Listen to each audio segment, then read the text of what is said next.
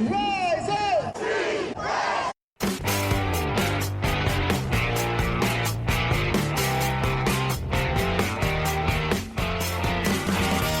This is the Rise Up See Red podcast, all about the Arizona Cardinals and the NFL, featuring insider and outsider perspectives. Enjoy the best hour of Cardinals talk on the web.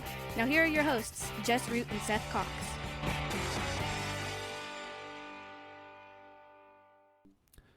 Hello, Arizona Cardinals fans, and welcome to the latest edition of the Rise Up See Red podcast, the best hour of Cardinals talk on the web. I'm your host, Jess Root from CardsWire.com. The USA Today NFL Wire site covers your Arizona Cardinals. This is our third show of the week. It's our second preview show. And this is the one where we have a special guest. So rather than having Seth Cox on, which we did on our show just yesterday, this is episode 382.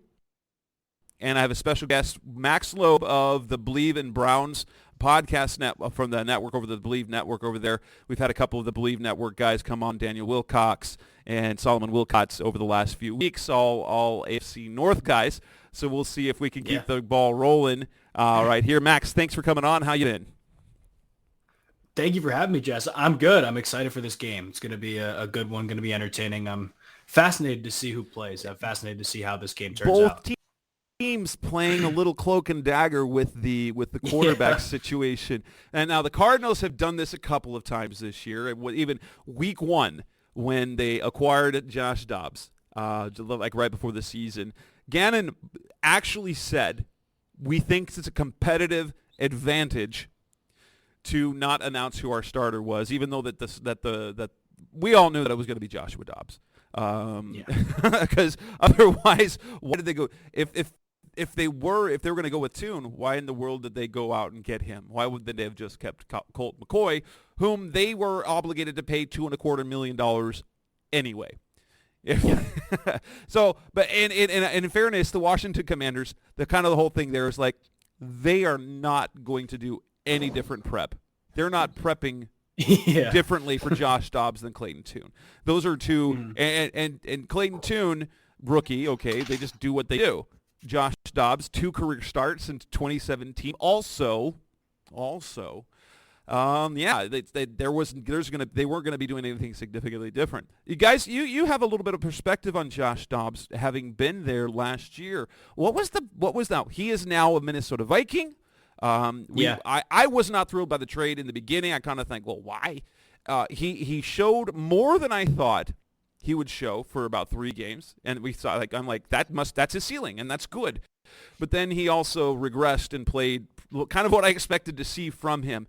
What was the feeling about Dobbs as a backup last year, and was it a surprise that he was traded? I think the feeling last year was, honestly, I don't really think there was much of a feeling because I think everybody was, you liked Jacoby Brissett as your starter last year, and you were just kind of waiting for Deshaun to come back. There really was no other quarterback thought outside of those two guys. But coming into this season, like you thought Dobbs would be the serviceable guy. You really didn't think Watson would play terrible football to start the year, and you figured if we need to go to backup, Dobbs is okay. But a large reason he got traded was the play of Dorian Thompson-Robinson in the preseason. Like DTR came in, outplayed Kellen Mond for the third string role, and then eventually outplayed quote unquote outplayed. Played really well in the preseason. They thought, we've seen so much of this Dorian Thompson-Robinson kid. He's got a lot of really good tools, a lot of upside. We could probably find a suitor for Josh Dobbs, load up a little bit in draft capital and move from there. And that's exactly what they did. I think the biggest reason they traded him was Dorian Thompson-Robinson.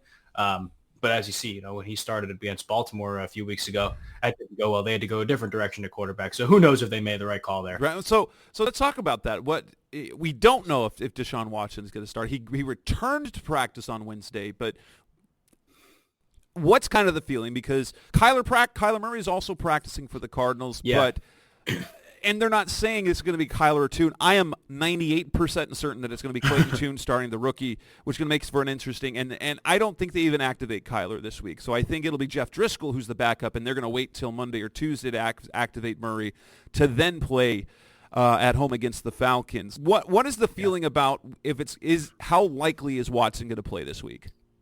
I would say it's probably more unlikely than likely. But again, it's so up in the air. You never really know. He practiced again today, and he actually talked to the media today. And what he said today was he felt like what did he say? He jumped the gun. I think those were his words when he returned 2 weeks ago to the Colts. I think he knows it set him back even more, and he's waiting even more. And interesting with the Browns, after this week, they have a stretch of 2 divisional games at Baltimore and then home against Pittsburgh. I think it's in that order. So, if you're the Browns and you're Deshaun Watson, do you load up for the divisional games, or do you try to rush back again and get any type of rust off of you? I don't know. And when you look at the Browns quarterback situation, it's not like PJ Walker's done a bad job, but last week especially, you see some of the limitations he has as a passer. He locks on to certain guys. He doesn't finish his progressions, things like that. So the Browns undoubtedly want to get Watson back because at his best, you know what you can do. And I think, honestly, we saw that in the Tennessee game before he got injured in that game. We saw that in the Tennessee game. I think they're waiting till he's 100% healthy. I think they realized the mistake they made 2-3 weeks ago, bringing him back against Indy. And now they're just going to wait till he's fully healthy. So I personally would be surprised if we saw him on Sunday, but it's so up in the air. You never really know.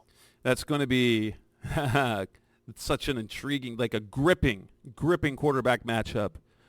PJ Walker versus Clayton Tune. That's the one we all That's the one we all thought we were getting in week.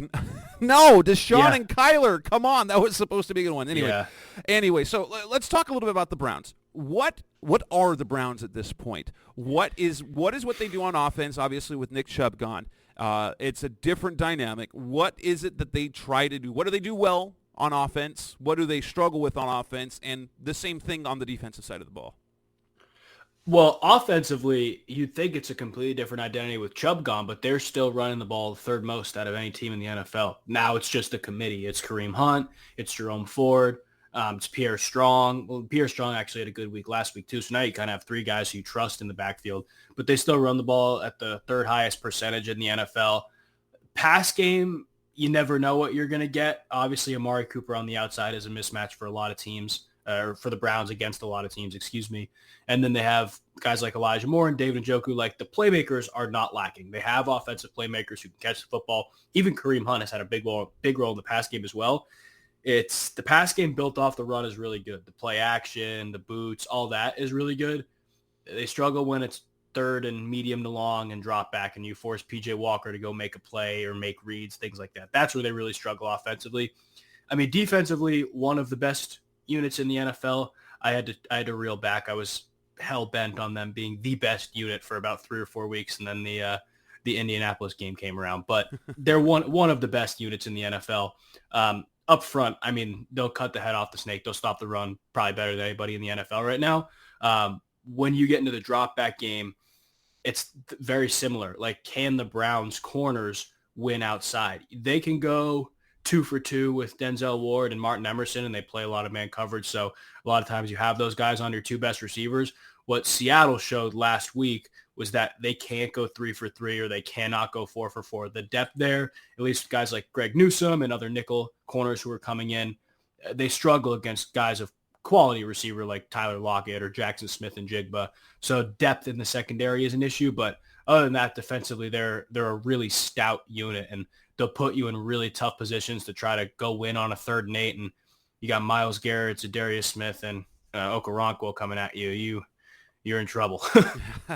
And that's well, and for that reason, while they don't say that they're not bringing back Kyler based on an opponent, if there's ever a week not to bring him back for the first time, it would be against this particular defensive unit.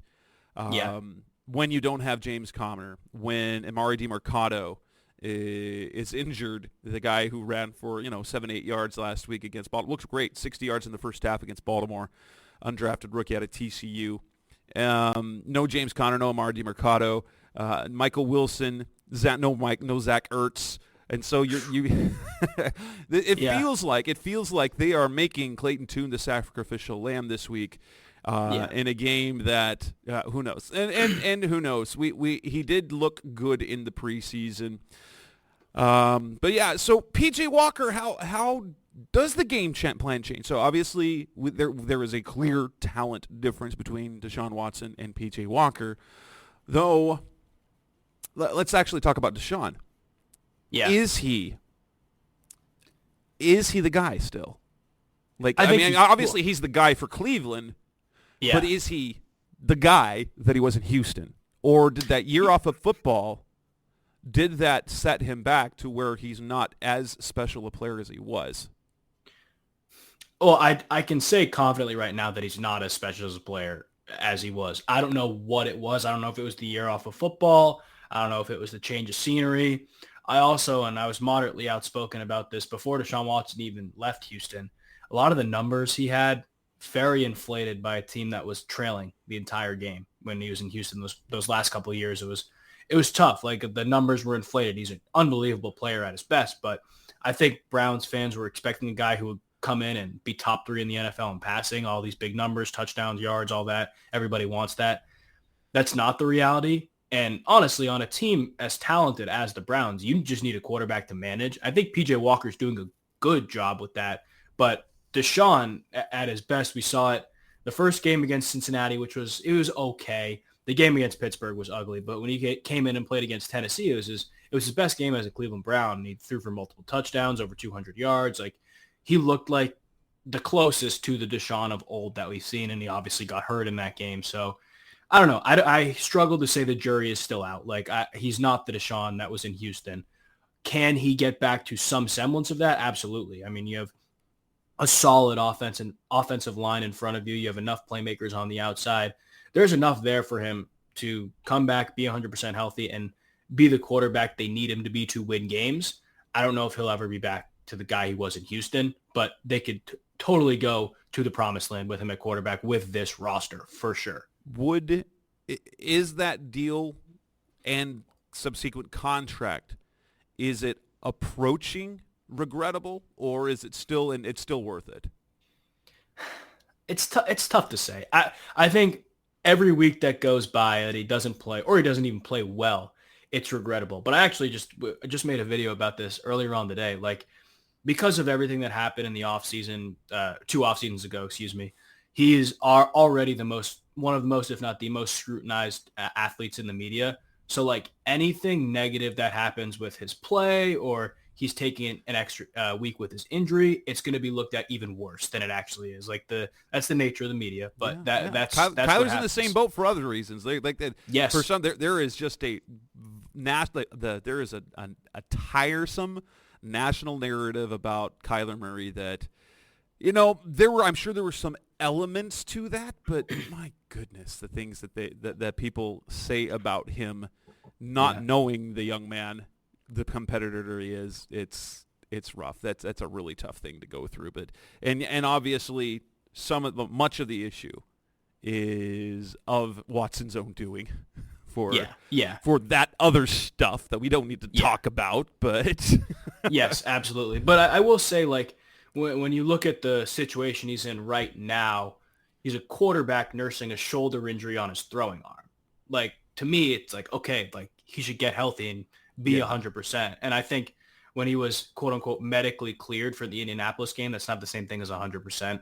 And I think he obviously rushed back and he said that, but I think everybody just assumed when he was back, he'd just be magically healthy, and that's not the reality of life or football or the body. Like that, I don't know, it's a thing, the injury that's gotten blown out of proportion. It's frustrating, especially because you pay him all that money, and that's something that always needs to be said, I feel like, when you talk about Deshaun Watson, but it's being blown out of proportion a little bit. The injury is a little bit. Coming up next on the Rise Up C Red podcast, the best of Cardinals talk on the web. Let's move on to the segment where we talk about matchups and keys, what the Browns are going to want to do, matchups that we're looking forward to. That's coming up next on the Rise Up C Red. We're back on the Rise Up C Red podcast, best of Cardinals talk on the web. Cardinals-Browns this weekend in Cleveland, Week 9. A gripping quarterback matchup that it might be. I mean, technically the teams are saying it could be Kyler Murray versus Deshaun Watson, which is what we've been looking for. But when you see this matchup, you're like, yeah. But it's probably Clayton Tune and P.J. Walker. What are some matchups in like individual or team kind of abilities. What are the matchups that you are most excited to see? Like, as in they are the most favorable for Cleveland in this game?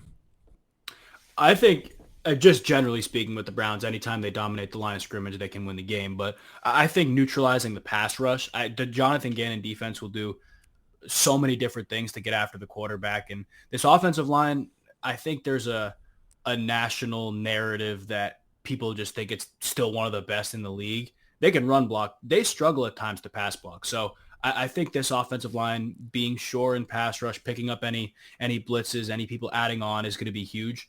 I think keeping P.J. Walker, assuming it is P.J. Walker, upright is going to be huge because on the outside, I like the Browns matchups. I like them a lot against a lot of people, but I do like them against Arizona. I think Amari Cooper, Elijah Moore, and those guys will have success. And then defensively, I think if the Browns continue to stop the run, they will win. Like that's the big thing for me. And looking at some of the Cardinals games, like you talked about last week, like they had success against Baltimore running the ball in the first half. I go back to that big game against Dallas when they won. Their huge plan was to put their star player, Micah Parsons, in space and go run at him that way. And they had their way on the ground. Granted, it was James Conner. So I do think for the Browns, if they can stop the run, they can cut the head off the snake and then just go let their best players pass rush, they'll be fine there. But I think line of scrimmage on both sides is always super important, but this week especially. Yeah, that's a matchup I'm worried about because yeah, DeMarcado, there is nothing special about him as a runner. However, he does all the stuff pretty well. He doesn't have. He's not imposing in size. He is not blazing fast. He passed like he made the team. He made the team and is in a draft rookie at TCU, and he wasn't even a starter at TCU. He was a backup there. Yeah. Is his ability to do the little things. Like he's good in pass protection. He picked that up really fast. Which matters. And that matters, and that's what gave him a role on this team. But what he's proven that he is steady. He's a very patient runner. You won't see him try to bust things. He won't try to pop out away from us. He's going to be patient, and he's going to follow the plan. He's going to get the yards that are there and maybe a little bit more. But he's really patient. He's really good at finding creases, but he's not a big play guy. And so he's a steady, you might see a few 10 to 14-yard gains, but it's not going to be anything special. But there's a problem. He hurt his toe last week, and he didn't play in the fourth quarter. And I haven't seen the injury report today, but as of Wednesday, he didn't practice, which makes it look like they're going to be down James Conner. They're going to be down DeMarcado, which means Keontae Ingram, a talented guy, but has looked absolutely atrocious running the ball. I think at least half his carries have been minus yards this year. That is not good. But he's huge. He's a big guy who can run, but doesn't have the awareness. Either the line just hates blocking for him, or he does not have the awareness to find the creases to get even small gains. And so he's had a couple of big double-digit runs, but most everything has been negative. Now, interestingly enough, one area where the Cardinals have done pretty well this year, and that's covering the tight ends. They gave up for the first time all season a touchdown to a tight end that was to Mark Andrews, one of the best in the game. How do you see the tight end matchup against this Arizona defense with David Njoku?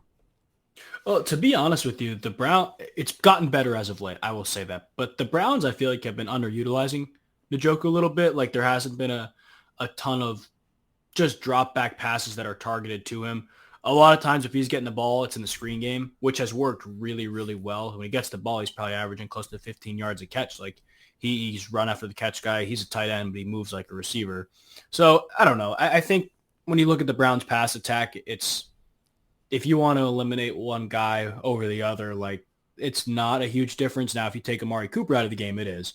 But like if you take Njoku out of the game, it's not new. There have been games where he's caught a ball or two. Like it's not new for Browns fans to see him not involved. Like if you were to not see Amari Cooper involved, that would be weird. Or Elijah Moore, that would be weird. So he's definitely the third option in the pass game. It's interesting to see what they do this week, but he's definitely a third option in the pass game. And if the Cardinals have been really good against tight ends, I did notice that too. And that touchdown last week was a pretty freakish play by Lamar Jackson. I don't know if you saw the end zone angle.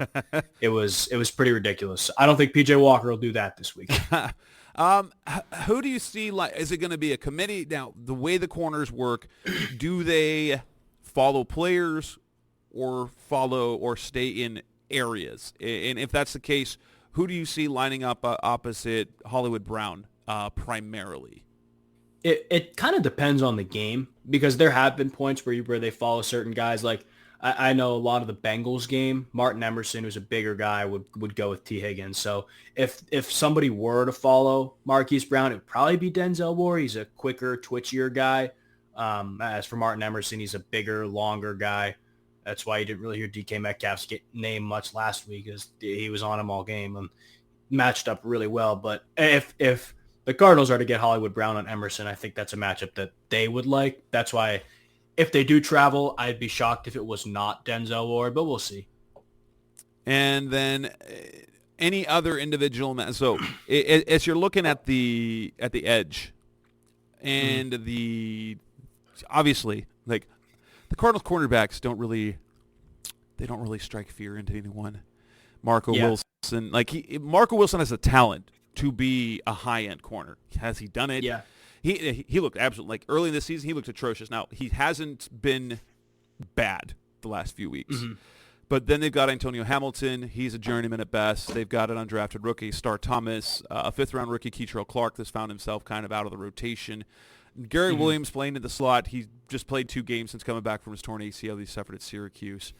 How do you see those? And then you look at, where does Myles Garrett primarily? Does he primarily, or does he move around a lot? Does he primarily line up over left tackle, right tackle? He moves around a lot. He'll always be on the edge in the first and second down game, but in the third down game, he could be over the center. He could be in a 2-eye. He could be on the edge. Like, he is literally everywhere. I'm sure you've seen the viral clips of him practicing his crossover moves over the guard in the center. Like, they'll line him up anywhere. That's what Jim Schwartz does. That's what that defense does. But I don't know. He's primarily on the edge. It's obviously dependent on the situation and the down, but him, Zadarius Smith, and honestly, like I mentioned earlier, Okoronkwo as another depth guy. He's more of a speed guy. He's not an every down guy, but you get into third and longs, I promise you'll hear his name at one point tomorrow, or Sunday, not tomorrow. Coming up next on the Rise Up C Red podcast, the best hour of Cardinals talk about. Let's talk about predictions, outcomes. That's coming next on Rise Up C Red. We're back on the Rise Up C Red podcast, the best hour of Cardinals talk on the web, episode 382, previewing Cardinals-Browns with Bleav and Browns Network co-host Max Loeb, who actually I forgot to mention, his co-host is Eric Metcalf. Like, I remember Eric Metcalf as a Cleveland Brown in the early 90s, but Cardinals fans will also remember he was also a member of the Cardinals, and I Bleav it was the 1998 year when they went to the playoffs to beat the Cowboys. He was their key returner. And, man, on Tecmo Super Bowl, he was really good. Yeah. He also got hurt a lot, too, then, on that game, too. Damn. he's a great guy, great co-host as well. The podcast, it's so much fun. I love it. So let's look at this game. Outcome. So offensively, I don't like the under is the projected total so low, 37.5 or 37. It is so low. I see. The Cardinals defense did really well last week, but points you wouldn't think so. They only gave up 268 yards total. They did a lot of good things, and they still gave up 31 points. Would it safe to say that the Browns probably aren't going to be able to put up 31 points if they only get 270 yards? Yes, I think so. If there's one thing about the Browns, two things. One, I've noticed the Ravens are incredibly opportunistic. Like, they get a short field, they get a turnover, they will score they were a touchdown. 4 for 4 in the red zone. And that's basically what happened. The Cardinals had 2 turnovers and turned the ball over on downs twice, and that was basically it. That's what they did. Yeah. Well, I don't know. The Browns have struggled in the red zone. It's so different not having Deshaun Watson, and you wouldn't think so in the quarterback run game because P.J. Walker's still a guy that can move, but there was a lot more quarterback run, with Deshaun Watson in the red zone, and that added a new element. We really haven't seen it much, but I don't know. I don't think the Browns will be able to put up a ton of points. But I mean, their defense, and I've talked about the Browns' identity, quote unquote. Their identity is capitalizing on the position that their defense puts them in. So that's going to have to happen. The defense going to have to force turnovers, force short fields. Special teams will be a big part. I'd be shocked if they put up 31 points, to be honest with you, but I do think they could put up over 20. And I think Seattle's defense played well last week. They put up 20 points. Like they're good enough to do that. I sneaky think, I don't think the Cardinals are going to win, but I think it'll be an ugly close game. I don't like this whole 8.5 point spread when that is a lot. That is a lot for two teams that are going to be playing with not great quarterbacks. One very good defense and one defense that has had really good moments this year. Though that 37-37.5, that's a really good line because I can totally see this like a 2017 or 21-17 game, and that 1 point makes the difference. It does make the difference. That's why they get paid a lot of money out in Las Vegas. I think have a lock. And as honestly as you think it might be, I think a lock for a best bet for this game on BetMGM, they've got both teams scoring a first-half touchdown at plus 130. The Cardinals have scored a first-half touchdown in 7 of their 8 games this year and have given up a first-half touchdown in 6 out of 8 games. So it's like, and those are nice plus odds. And even though for both teams with underwhelming quarterbacks, do you think that could be the case? And what do you think the final score is going to be in this game? I could totally see that being the case because the Browns have struggled defensively to start games too. Last week against Seattle, they went down 14-0 in the first quarter, then 17-7 early in the second quarter, and they didn't give up a touchdown until a minute left in the game. So I could see that happening for sure. I can't remember my exact score prediction, but I think that when you say the spread was 8.5, that is the perfect number because I think the Browns either win by a touchdown or they win by 10. Like I think it's going to be a close game in the first half. The defense helps the Browns pull away in the second half. Gosh, I can't remember the exact number I gave, but it was under 37 points. I don't think there's going to be a lot of. I want to say it was 27-10 maybe. So there you go. That would be the 37. But I think it was 20. I'll go 24-13 now. That makes a lot more sense. 24-13. I want to say it was around there when I said it a couple of days ago, but around there. I think it'll be just over one possession. I think that the Cardinals will. Well, now, granted, they got the sneaky cover last week. I think this will be. I think this will be fairly close, and I just think it'll be. I think both teams will end up struggling, and so I do think ultimately the Browns will win, but I think I've got it at about 21-7. I think it's going to be 2017 or 21-17. It's just a matter of is it going to be 4 scoring drives for Cleveland or is it going to be 3 touchdowns? And so I'm gonna say 2017 and then the 37.5. You barely clear the under. Yeah. Or it's a push. I've seen lines exact like the 37. I don't know why they don't put the hook on there, so you don't have any pushes. I don't get why they ever do that, but they're smarter than I am when it comes to that stuff. Yeah, they know how to make money. So yes, exactly. Awesome. And now, how many turnovers do you think will be in this game? Let's total turnovers. Yes, I'll say 3. 3 or 4, I think. I think both teams will turn the ball over in this game. Yeah, I think PJ Walker is good for an interception. Yeah. So hey, this is gonna be a unless you're no one outside of fans of this game. Yes, agreed. Is gonna want to watch this game. Oh yeah. They'll put money on it. I'm sure some people will. But no, this is going to be a game that only a mother could love. That only your own fans will be interested in watching. Yeah. But Cardinals are going to be 1-8. The Browns are going to be 5-3, and Kyler's going to come back next week. And probably Deshaun Watson's going to come back next week, too. Probably, yeah, probably. All right, we will go ahead and wrap up this edition of the Rise Up Series podcast, Mr. Cardinals Talk. That's Max Loeb from the Bleav Network, Bleav and Browns podcast. You can find him on the social network, formerly known as Twitter. I still call it Twitter. At okay, Loeb's Leads. Who calls it X? I don't know. Not me. Over on Twitter, you can find him at Loeb's Leads, Loebs Leads. Over there at Twitter, and you can find him on his podcast with Eric Metcalf, former Brown and former Cardinal as well. And so, yeah, Max, thanks for coming on. We'll be back again next week. On the next episode, Seth and I will be back to talk about the win, the loss, whatever happens, and hopefully news about Kyler Murray. Thanks for listening, everyone. That's it. We'll talk to you later. Thanks for listening to the latest edition of the Rise Up, See Red podcast. Listen to previous episodes and subscribe to the show on Apple Podcasts, Stitcher Radio, Audioboom, or many other podcast platforms so shows are delivered directly to your mobile device. Please give the show a 5-star rating and always support the sponsors who support the show. We'll be back soon for the best hour of Cardinals talk on the web. Rise up, Red Sea, be Red, See Red, and of course, Rise up, See Red.